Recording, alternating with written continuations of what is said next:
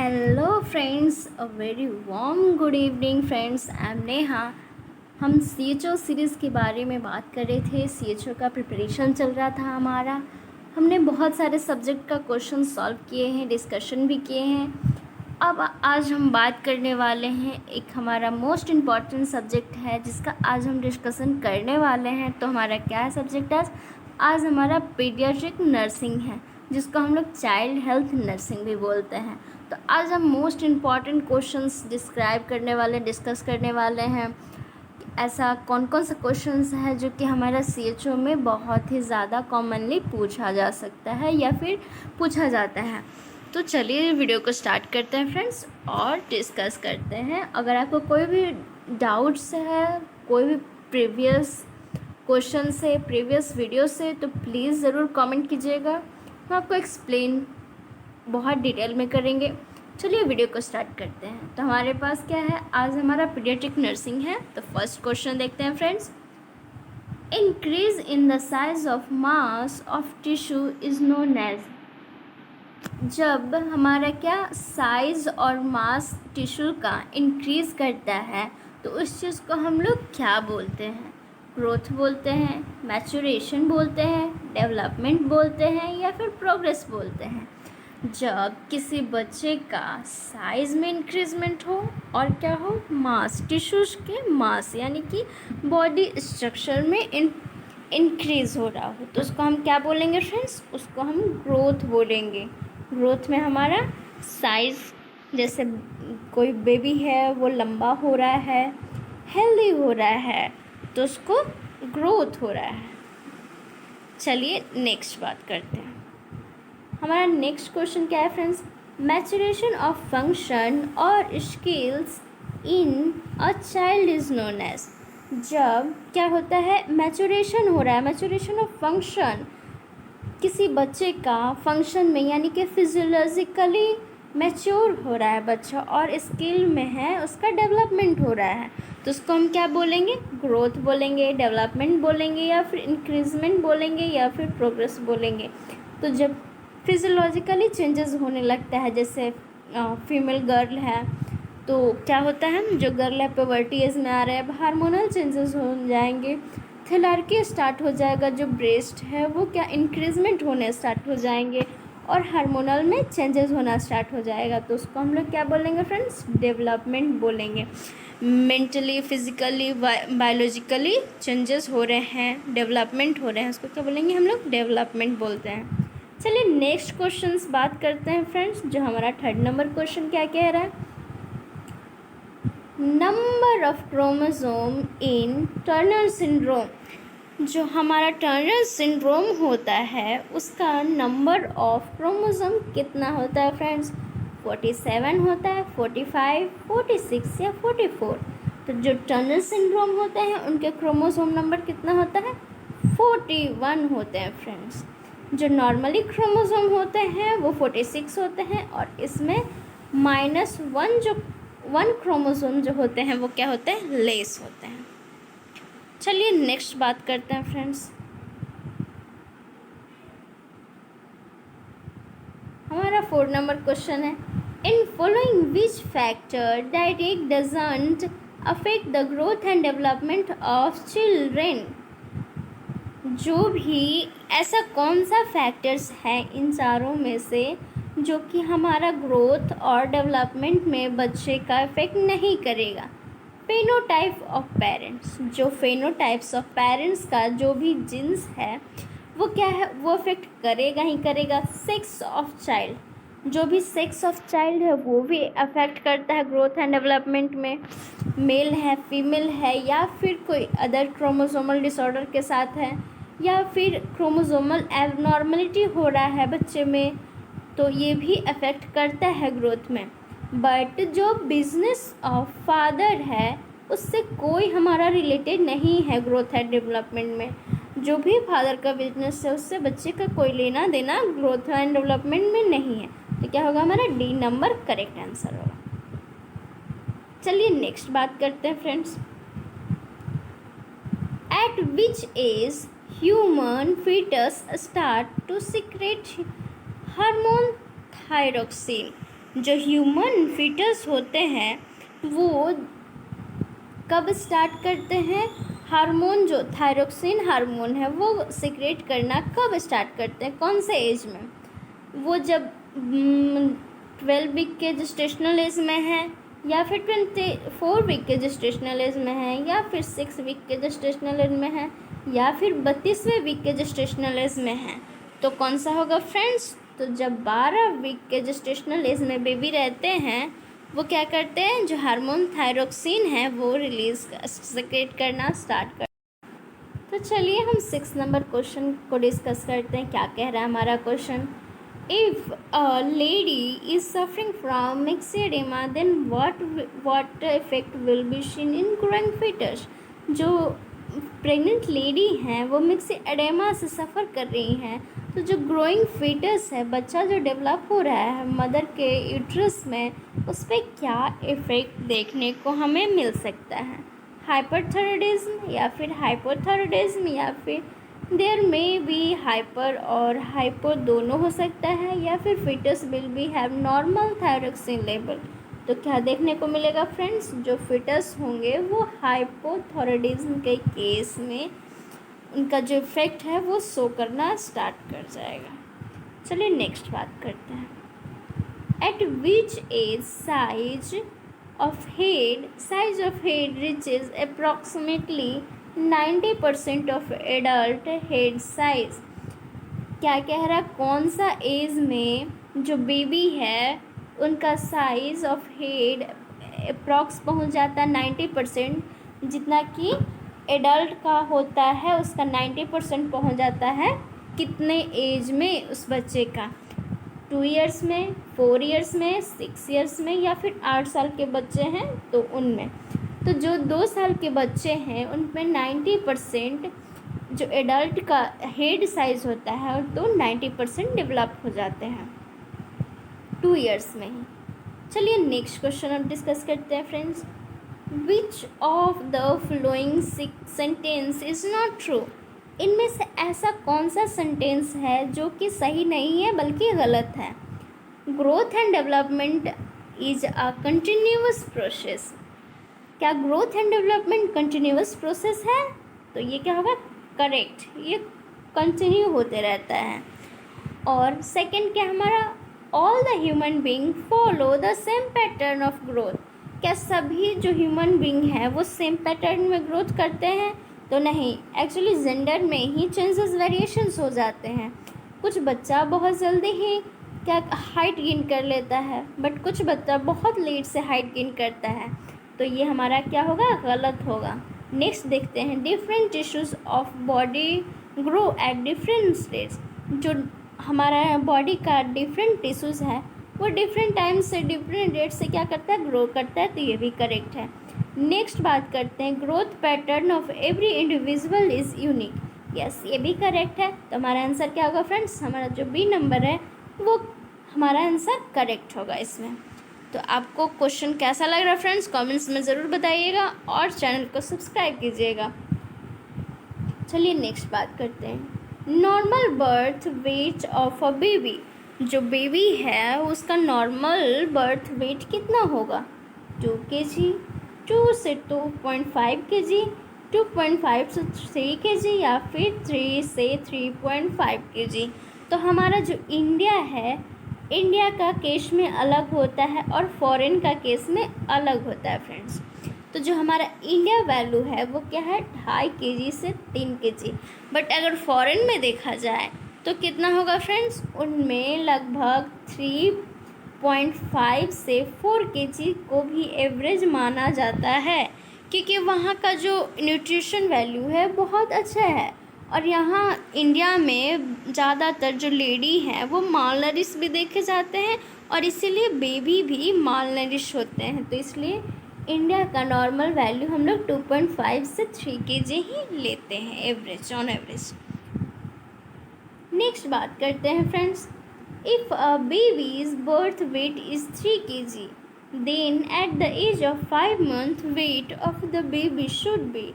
जो एक बच्चा है वो जन्म के टाइम 3 kg का था, अब उसका एज 5 महीने का हो गया है, तो उसका एज अब कितना होगा फ्रेंड्स? तो 5 kg हो जाएगा क्या, या फिर 6 kg, या फिर 7 kg, या फिर 7.5 kg। तो कितना होगा फ्रेंड्स?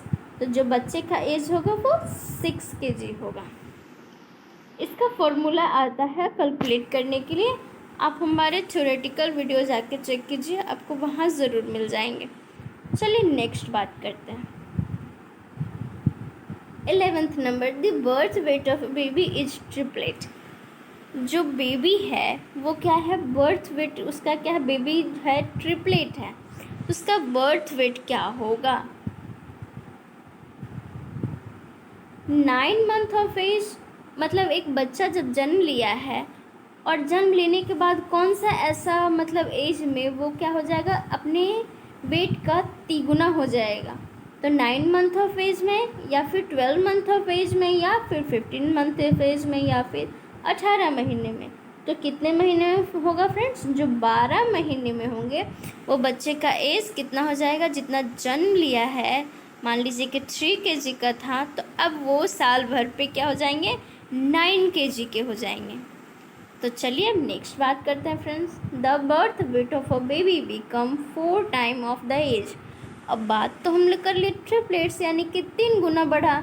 अब यहाँ बात करते हैं कि 4 टाइम्स कब बढ़ेगा बच्चे का वेट, जितना कि वो पैदा लिया था उससे 4 गुना ज़्यादा कौन सा एज में होगा?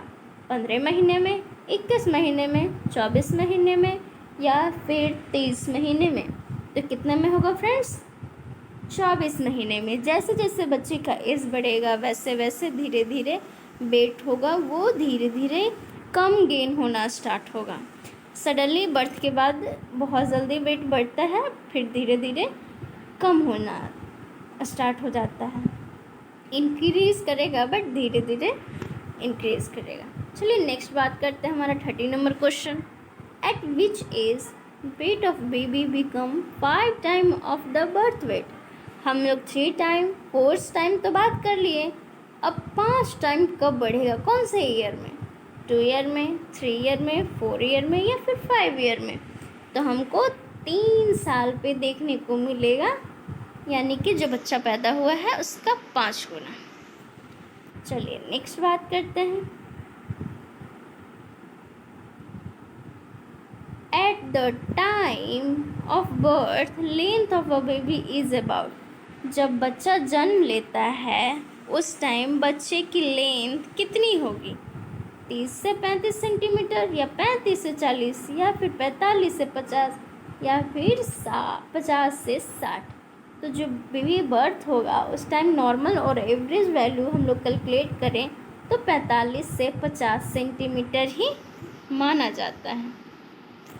तो चलिए नेक्स्ट बात करते हैं फ्रेंड्स। सब्सक्राइब कीजिए हमारे चैनल को, और ऐसे ऐसे वीडियो आपको बहुत जल्दी और भी प्रोवाइड किए जाएंगे। और आप क्वेश्चन MCQ क्वेश्चन आप सॉल्व कीजिएगा फ्रेंड्स। और हमारे इमेज बेस्ड जो क्वेश्चन हैं वो भी अपलोड हो चुके हैं, तो प्लीज़ आप उन्हें भी जाके एक बार देखिए और अपने जितने भी डाउट्स हैं हमसे ज़रूर पूछिएगा। चलिए नेक्स्ट बात करते हैं फ्रेंड्स।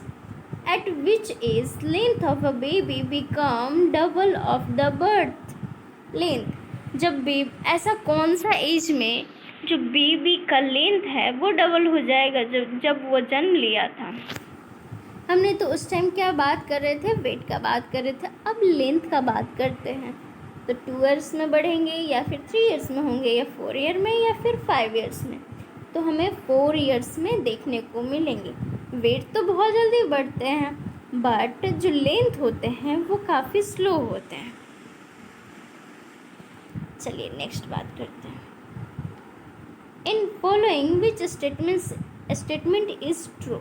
इनमें से कौन सा स्टेटमेंट है जो कि सही है? At the time of birth head circumference is equal to chest circumference. क्या बर्थ के टाइम हेड सर्कमफ्रेंस और जो चेस्ट सर्कमफ्रेंस है क्या वो इक्वल होते हैं? तो क्या होगा फ्रेंड्स? गलत होते हैं, वो इक्वल नहीं होते हैं। At the age of 1 year chest circumference is more than head circumference, तो ये भी गलत है। नेक्स्ट बात के at the age of 2 year head circumference is greater than chest circumference, ये भी नहीं होता है friends. At the age of 2 year chest circumference more than head circumference, तो ये हमारा क्या होगा, करेक्ट होगा। 2 ईयर्स पे बेबी का जब 2 ईयर्स का एज हो गया तो जो हमारा हेड सर्कमफ्रेंस है वो चेस्ट सर्कमफ्रेंस से क्या ज़्यादा रहता है। चलिए नेक्स्ट क्वेश्चन की ओर बढ़ते हैं फ्रेंड्स। इसीलिए कहते हैं थ्योरी बहुत ध्यान से पढ़िएगा, कहाँ से क्वेश्चन पूछा जाता है ये कुछ समझ में नहीं आएगा। इसलिए आपका थ्योरेटिकल पार्ट अच्छा रहेंगे तो आपका एमसीक्यू बहुत ही आसानी से बन जाएंगे। एट द नेक्स्ट क्वेश्चन है, at the time of birth head circumference is about.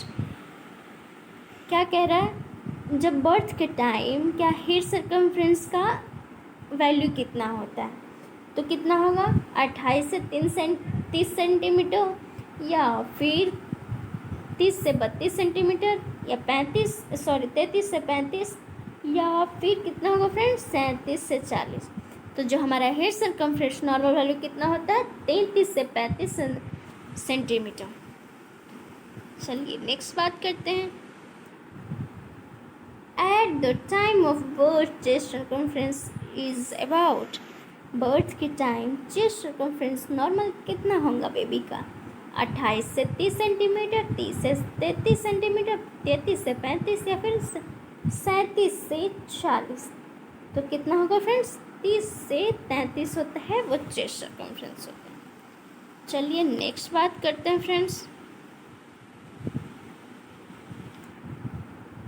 The teeth first of all erupted in a baby are.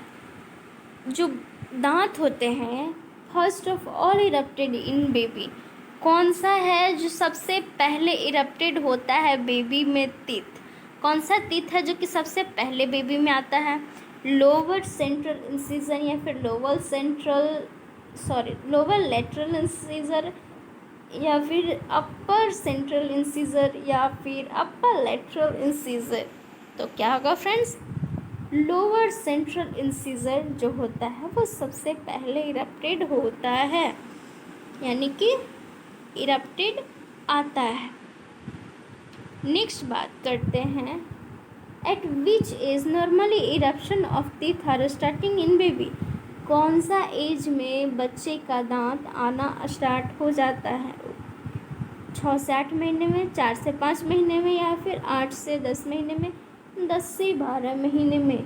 तो कब आना स्टार्ट हो जाता है, 6 से 8 महीने में ही आपको बेबी का जो टीथ है वो लोअर सेंट्रल इंसिजर आना, फर्स्ट टीथ आना स्टार्ट हो जाता है। और टीथ आने के वजह से ही बेबी में ज़्यादातर डायरिया का कंडीशन देखा जाता है। बेबी बढ़िया से क्या डाइजेस्ट नहीं कर पाएगा, डायरिया स्टूल बहुत ज़्यादा पास होते रहता है, बेबी को टीथ में पेन रहेंगे उस टाइम, तो ये सिम्टम्स देखने को मिलते हैं। चलिए नेक्स्ट बात कर, हमारा नेक्स्ट क्वेश्चन क्या कह रहा है friends, at which age first of all child can sit with support.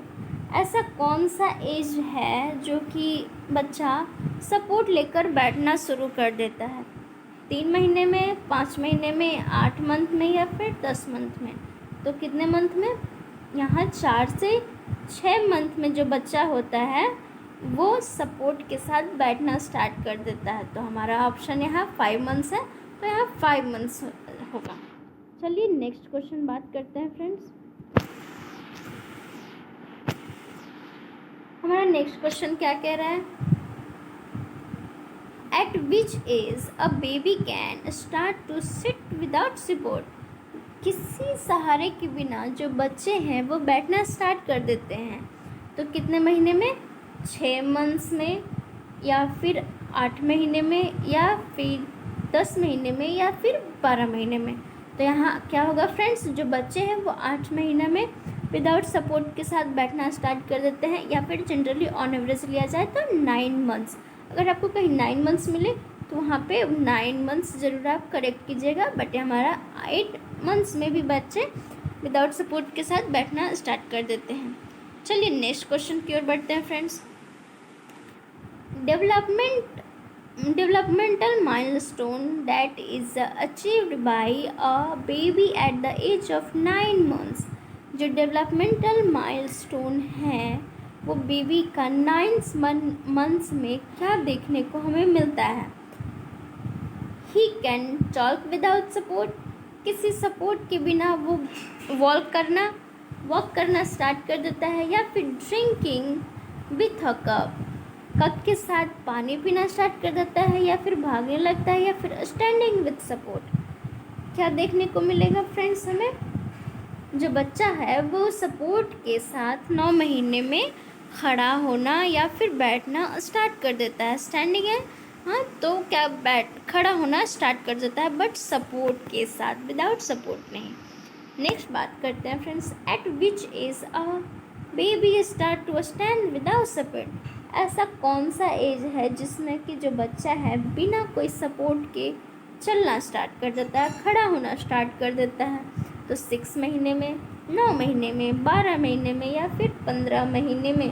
तो जो 12 महीने के एज होते हैं उसमें बच्चे बिना कोई सपोर्ट के खड़ा होना स्टार्ट कर देते हैं। जो बेबी है, अब क्या कह रहा है? A baby start to run at the age, कौन सा एज में बच्चा दौड़ना स्टार्ट करेगा, भागना स्टार्ट करेगा? 9 महीने में, 12 महीने में, 15 महीने में, या फिर 18 महीने में?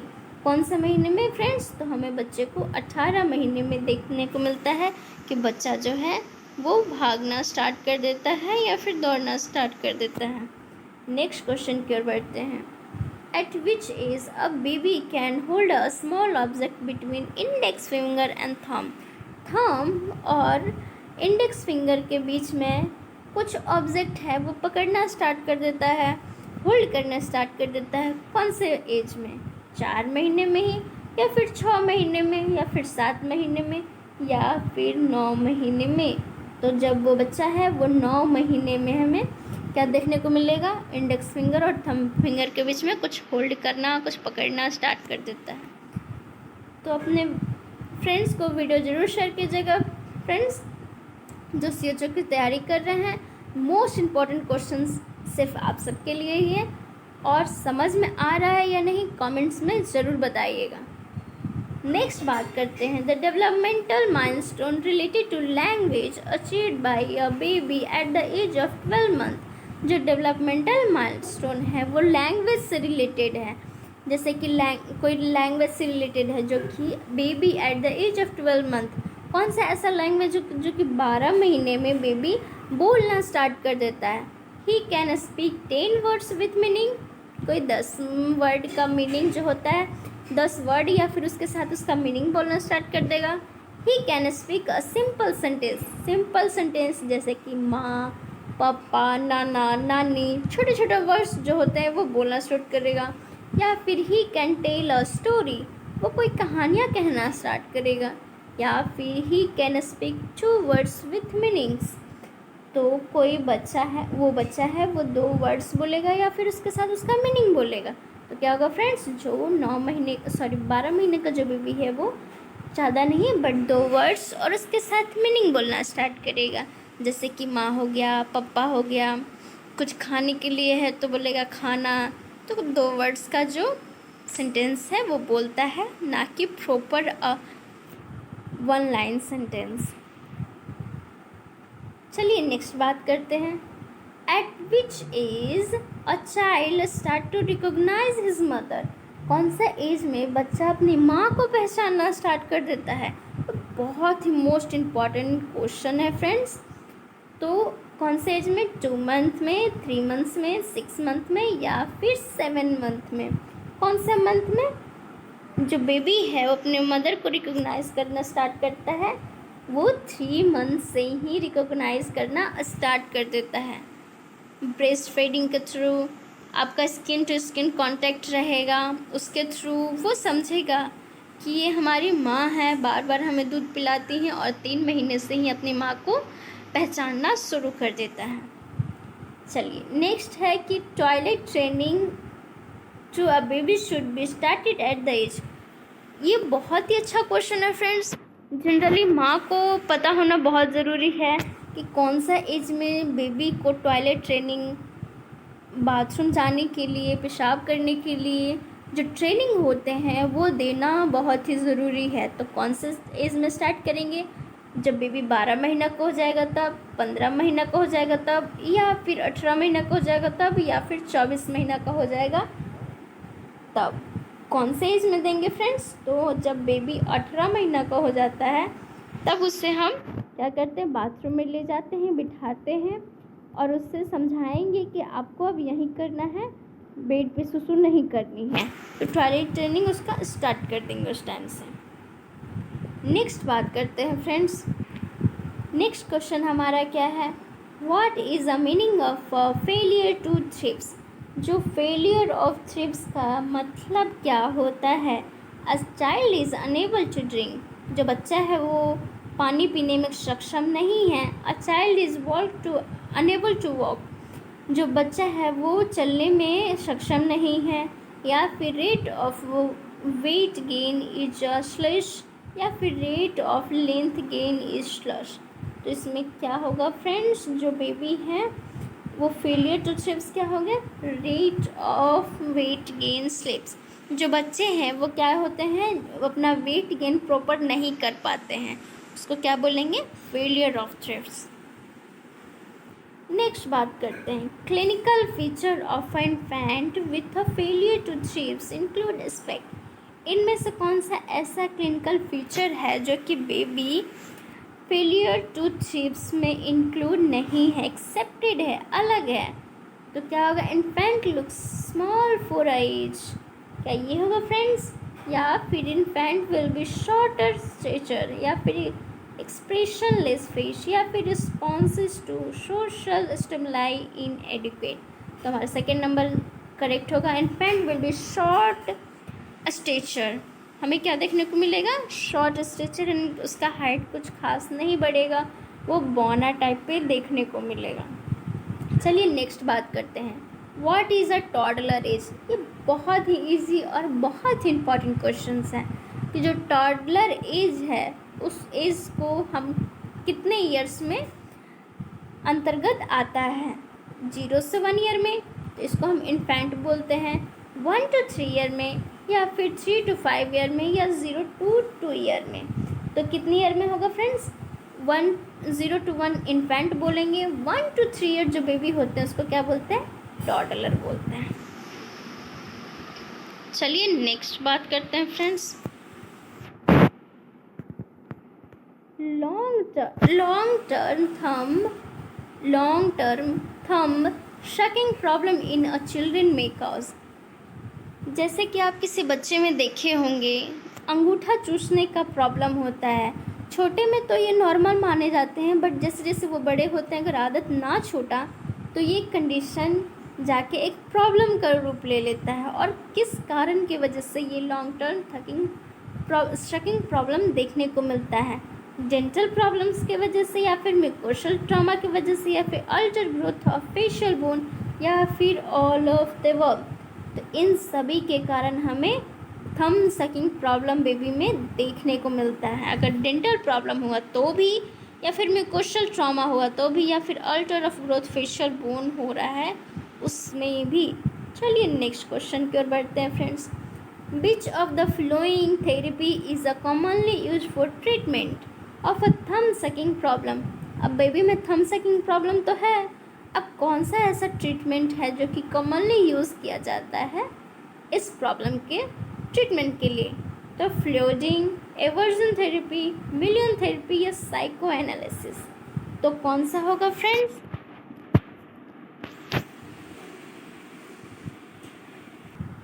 तो इसमें क्या होगा फ्रेंड्स? तो इसमें हमें एवर्जन थेरेपी होता है वो हमें देखने को मिलता है। वर्जन थेरेपी के थ्रू ही हमें ट्रीटमेंट स्टार्ट करते हैं। चलिए नेक्स्ट बात करते हैं, जो हमारा 35 नंबर क्वेश्चन क्या कह रहा है friends, management of child during attack of temper tantrum include except. Temper tantrum क्या होता है फ्रेंड्स? टेम्पर टेंट्रम मतलब बच्चे को बहुत ज़्यादा तुरंत गुस्सा आ जाता है, मतलब जिसको हम लोग नॉर्मली भाषा में हम लोग जिद्दी बच्चा कहते हैं। जो चीज़ आप मांगता है आप दे देते हैं, वो उसके कारण से बच्चे में टेम्पर टेंट्रम को देखने का बहुत ज़्यादा चांसेस होता है और बच्चा बहुत ज़्यादा जिद्दी हो जाता है। अब कभी आपका बात सुनेगा नहीं, बस अपना ही मनमौजी करेगा और अपना ही जिद मनवाने के लिए कुछ भी किसी भी हद तक जा सकता है।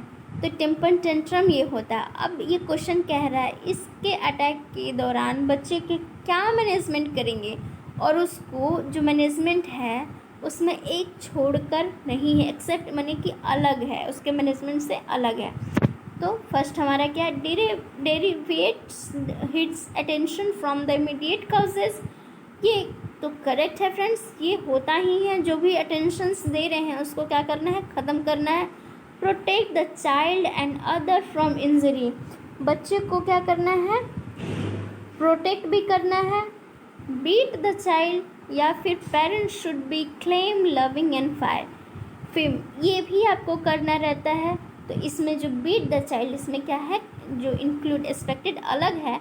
बीट द चाइल्ड, बच्चे को पीटना ज़रूरी नहीं है, उसे प्यार से समझाइए। अगर पीटिएगा तो वो और ज़िद्दी हो जाएगा। चलिए नेक्स्ट बात करते हैं। At which age stranger anxiety start to develop in children. ऐसा कौन सा एज है जिसमें हमको, आपको, किसी बच्चे को स्ट्रेंजर एंजाइटी होता है। हम लोग अपने फैमिली में बहुत आराम से घुल मिल जाते हैं, ये तो नॉर्मली होता है, बट किसी स्ट्रेंजर से बात करने में या फिर उनके पास जाने में बहुत डिफ़िकल्टी होता है। तो कौन से एज में फ़र्स्ट टाइम बच्चे में ये डेवलप देखने को मिलता है? 2 से 3 महीने में, 4 से 5 महीने में, 6 से 7 महीने में, 10 से 12 महीने में। तो हमें कब देखने को मिलेगा? 6 से 7 महीने का जब बच्चा रहेगा तभी हमें देखने को मिलता है कि बच्चे में स्ट्रेंजर एंजाइटी मिलेगा। स्ट्रेंजर के पास जल्दी नहीं जाएगा जब तक उससे सेफ्टी का फील ना हो, और अपने फैमिली के साथ आराम से रहता है, कोई दिक्कत नहीं होता है, बस स्ट्रेंजर के पास जाने में उससे प्रॉब्लम होती है।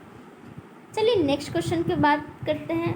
The behaviour disorder in a children characterised by the inappropriate hyperactivity impulsive and inattentions. एक बिहेवियर डिसऑर्डर बच्चे में कैटेगराइज करता है इनएप्रोप्रिएट, मतलब इन एप्रोप्रिएट में नहीं, अलग से। क्या?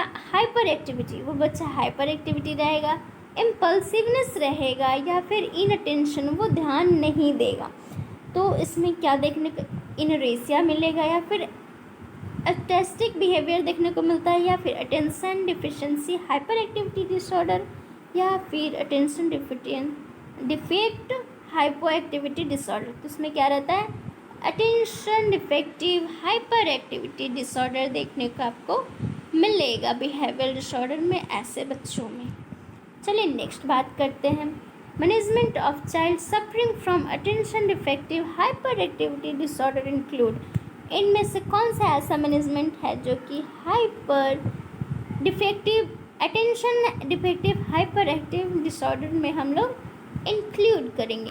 Parents should be calm, parents को क्या काल्म रखना है, या फिर give simple instruction to the child and ask do only one thing at a time, या फिर reward the child if follows instruction, या फिर ऑल ऑफ द अबव। जो हाइपर एक्टिविटी जो बच्चे होते हैं, डिसऑर्डर हैं, पहले तो पेरेंट्स वो काल्म रहें। बच्चों ज़्यादा गुस्सा करेंगे तो बच्चे ऐसे भी आपको बात नहीं मानेंगे। फिर क्या है, सिंपल इंस्ट्रक्शंस बच्चे को देंगे, एक टाइम में एक ही टास्क करने के लिए बोलेंगे, और रिवॉर्ड्स देंगे। जब वो इंस्ट्रक्शन फॉलो करता है तो बच्चे को रिवॉर्ड्स भी देना ज़रूरी है, ताकि वो अपने आप से मोटिवेट हो, सेल्फ मोटिवेट हो, और जाके अपना आगे का जो भी टास्क रहे वो ईजिली कर पाए। तो इसमें ऑल ऑफ द अबव होगा। चलिए नेक्स्ट बात करते हैं। 39 नंबर क्वेश्चन हमारा क्या कह रहा है, repeated passage of into cloth or bed during night in a child of more than 5 years of age is known as। जब बच्चा 5 साल का हो रहा है और रात में हर रात को रिपीटेड जो है वो क्या कर रहा है, पेशाब कर रहा है, यूरिन पास आउट कर रहा है अपने क्लॉथ्स में या फिर बेड पे ही, तो उस टर्म को हम लोग क्या बोलते हैं, एनोरेसिस, इनकोपेरेसिस, एथलेटिक बिहेवियर, या फिर ADHD। तो हम लोग उसको क्या बोलते हैं, एनोरेसिस बोलते हैं उस टर्म को। चलिए नेक्स्ट बात करते हैं friends. Highest incidences of marasmus is seen and, ऐसा कौन सा इनमें से है जो कि हाईएस्ट इंसिडेंट चांसेस बहुत ज़्यादा है मेरिस्मस दिखने का, न्यूबॉर्न में, इन्फेंसी में, या टोडलर में ग्रुप में, या फिर जो बच्चा स्कूल जाने के एज में हो। तो किस में हमें देखने को मिलता है फ्रेंड्स? जो इन्फेंट यानी कि 0 से 1 ईयर के बच्चे हैं उनमें मेरिस्मस के चांसेस बहुत ज़्यादा देखने को मिलते हैं। चलिए नेक्स्ट बात करते हैं friends. Following the clinical manifestations of marasmus except, इनमें से कौन सा ऐसा क्लिनिकल मैनिफेस्टेशन है जो कि मेरिस्मस में नहीं आता है? Oedema, body weight less than 60% expected, depletions of fat in adipose tissues, arm circumference is less. इनमें से कौन सा होगा फ्रेंड्स? तो एडिमा का इससे कोई लेना देना नहीं है मेरिस्मस का। चलिए नेक्स्ट क्वेश्चन की ओर बढ़ते हैं फ्रेंड्स। अब बात करते हैं 42 number question. In following which 3 are the essential clinical feature is kwashiorkor का ऐसा कौन सा 3 clinical feature sign and symptoms है इसमें? Low weight, less height and oedema, muscle wasting, less fat in adipose tissues and emaciations, markedly retarded growth, या फिर mental changes and oedema, emaciations, low weight and no oedema. तो इनमें क्या होगा friends? हमारा जो सी नंबर है वो हमारा क्या होगा? करेक्ट आंसर होगा। तो बहुत ही ध्यान से देखना पड़ता है फ्रेंड्स, और ध्यान से थोड़ा बहुत सिमिलरली अलग रहते हैं वेरिएशंस, तो हमारा आंसर क्या होगा? करेक्ट हो जाएगा। हम ध्यान से अगर पढ़ के क्वेश्चंस को सॉल्व करें तो।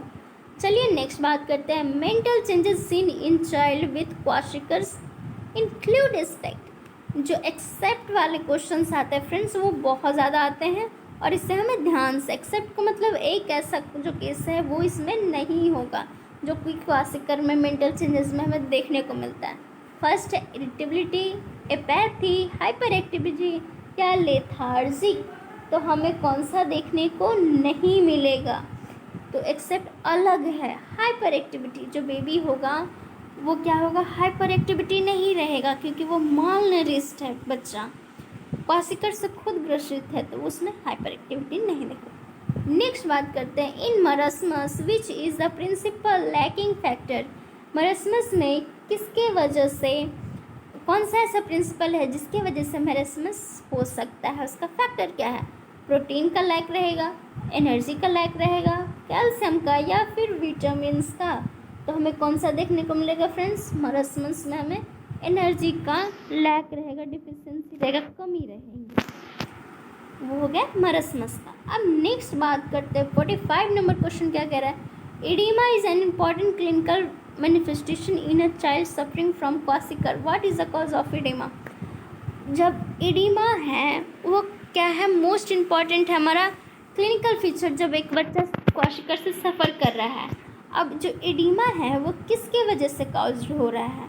हाइपरवोलेमिया, एल्बुमिनिया, या फिर हाइपोएल्बुमिनिया, या फिर लैक ऑफ एनर्जी, या फिर लैक ऑफ कैल्शियम। तो हमें क्या देखने को मिलेगा? हाइपोएल्बुमिनिया जो है बच्चे में देखने को मिलेगा, उसके वजह से एडिमा शो हो रहा है। चलिए नेक्स्ट क्वेश्चन के बारे में बात करते हैं फ्रेंड्स। हमारा नेक्स्ट क्वेश्चन क्या कह रहा है? Kangaroo mother care is useful for the treatment of, जिसको हम लोग शॉर्ट फॉर्म में KMC जिसको बोलते हैं, कंगारू मदर केयर, जो किस ट्रीटमेंट में यूज़फुल होता है? जनरली जो कंगारू मदर केयर होते हैं वो प्री टर्म बेबी में यूज़ किए जाते हैं। जो प्री टर्म बेबी है उनमें, और ब्रेस्ट फीडिंग टेक्निक में जो हेल्प मिले उसके लिए हम लोग जनरली यूज़ करते हैं। बट जो यहाँ हमारा क्या है ऑप्शंस है? सीजर, हाइपोथर्मिया, एनोरेसिस, या फिर एब्डोमिनल पेन। तो इसमें क्या हो सकता है? जब बेबी एब्डोमिनल पेन में हो तो KMC दे सकते हैं, बट हाइपोथर्मिया कंडीशंस में भी हो तो दे सकते हैं, लेकिन बेबी को प्री टर्म होना चाहिए। अगर प्री टर्म बेबी है तो KMC देंगे, अगर टर्म बेबी है तो उसकी ज़रूरत नहीं पड़ती है। चलिए नेक्स्ट बात करते हैं। नेक्स्ट क्वेश्चन हमारा क्या कह रहा है? जो हमारा 47 नंबर क्वेश्चन है friends, The most appropriate time for introducing complementary food is child is most जो हमारा कॉम्प्लीमेंट्री फूड है, यानी कि कॉम्प्लीमेंट्री कहने का मतलब माँ का दूध से अलग, यानी कि जो माँ का दूध होता है उसके अलावा कुछ खिलाना, लिक्विड डाइट हो गया फिर सॉलिड डाइट हो गया। कब हम इंट्रोड्यूस करते हैं, फर्स्ट टाइम हम कब खिलाते हैं? After 1 months, after 2 months, after 4 months या फिर आफ्टर 6 मंथ्स। तो हम कब से खिलाना स्टार्ट करते हैं फ्रेंड्स? जब बेबी 6 मंथ का हो जाए तब तक हम ब्रेस्ट फीडिंग पे रखेंगे। पर अगर हम उससे अगर कॉम्प्लीमेंट्री फूड दे रहे हैं तो 4 मंथ से भी दे सकते हैं, बट उससे हम क्या पीडियाट्रिशियन से बात करने के बाद अगर इसेंशियल है तो दे सकते हैं, नहीं तो कम से कम 6 मंथ तक ब्रेस्ट फीडिंग बहुत ज़रूरी है। चलिए नेक्स्ट क्वेश्चन की ओर बढ़ते हैं friends. Which vitamin is essential for normal visions? Normal visions के लिए कौन सा विटामिन बहुत ज़्यादा इसेंशियल होता है, बहुत ज़्यादा ज़रूरी होता है? तो ये तो बहुत इजी क्वेश्चन है फ्रेंड्स। ये हमारा विटामिन ए जो होता है वो हमारा विजन के लिए बहुत ही इम्पोर्टेंट होता है। चलिए नेक्स्ट बात करते हैं friends. What is the full form of MTC? हमारा MTC का फुल फॉर्म क्या होता है? माल न्यूट्रिशन ट्रीटमेंट केयर सेंटर, या फिर मैलिग्नेंसी ट्रीटमेंट सेंटर, या फिर मैलिग्नेंसी थेरेपी साइटोलॉजी, या माल न्यूट्रिशन ट्रीटमेंट कॉर्नर। तो क्या होगा हमारा? माल न्यूट्रिशन ट्रीटमेंट सेंटर। ये हमारा करेक्ट आंसर हो जाएगा। चलिए नेक्स्ट बात करते हैं फ्रेंड्स। हमारा लास्ट क्वेश्चन जो हमारा 50 नंबर है क्वेश्चन फ्रेंड्स, तो ध्यान से देखते हैं। अ न्यूनेट्स मीन्स, जो एक नवजात बच्चा होता है, न्यूनेट्स मतलब नवजात, उसका मतलब क्या होता है? A baby age a baby of a group of 0 to 28 days, baby age of group 0 to 3 months, या baby age of 0 to 7 days, या फिर baby of age of 0 to 1 year। जो बेबी होते हैं न्यूनेट्स, हमको कितने टाइम तक बोलते हैं फ्रेंड्स? जो न्यूनेट्स होते हैं वो 0 to 28 days तक के बच्चे को हम लोग बोलते हैं, और जो 0 to 1 year को बच्चे को बोलते हैं उसको क्या बोलते हैं? इन्फेंट बोलते हैं। और जो न्यूनेट्स होगा कितना होगा? 0 to 28 न्यूबॉर्न बोलेंगे, न्यूनेट्स बोलेंगे, जिसको हम लोग नवजात शिशु बोलते हैं। वो 0 से 28 दिन के बच्चे को ही बोलते हैं। तो अब बताइएगा फ्रेंड्स, वीडियो में आपको कोई डाउट हो तो प्लीज़ कमेंट ज़रूर कीजिएगा। आपको वीडियो कैसा लगा वो भी कमेंट कीजिएगा, और वीडियो को लाइक कीजिएगा, शेयर कीजिएगा एंड सब्सक्राइब कीजिएगा, और CHO सीरीज़ में ज़रूर जुड़िएगा। तो मिलते हैं नेक्स्ट वीडियो में फ्रेंड्स, तब तक बाय बाय, टेक केयर।